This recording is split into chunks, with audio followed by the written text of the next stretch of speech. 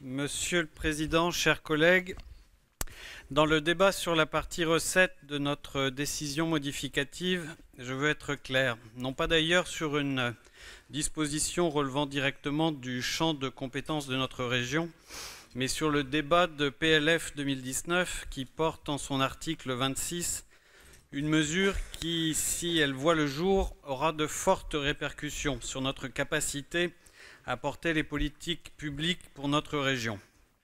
Le gouvernement souhaite, à ce stade, dans le cadre de l'article 26 du présent projet de loi de finances pour 2019, revenir sur la dynamique de la fraction de TVA allouée aux régions, dont le principe a été voté par le Parlement en 2017 et mis en œuvre cette année.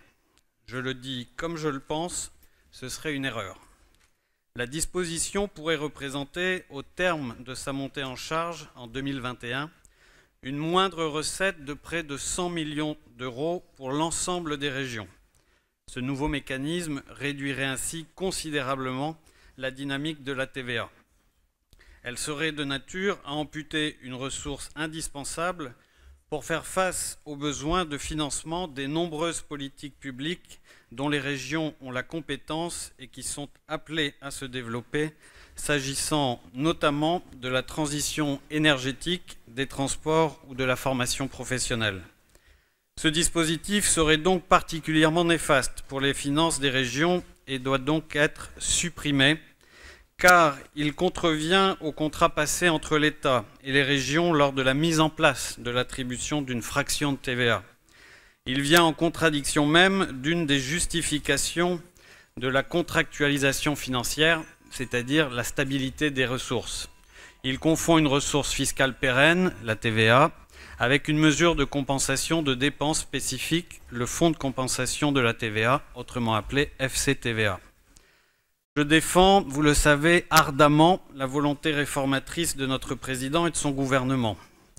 Je défends ici aussi, aujourd'hui, tout aussi ardemment, la volonté du député Vignal qui a déposé un amendement de suppression de cet article 26 et qui souhaite conserver la logique contractuelle passée entre l'État et nos régions.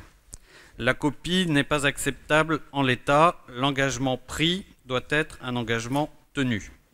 Mes chers collègues, je ne doute pas des engagements pris en notre direction.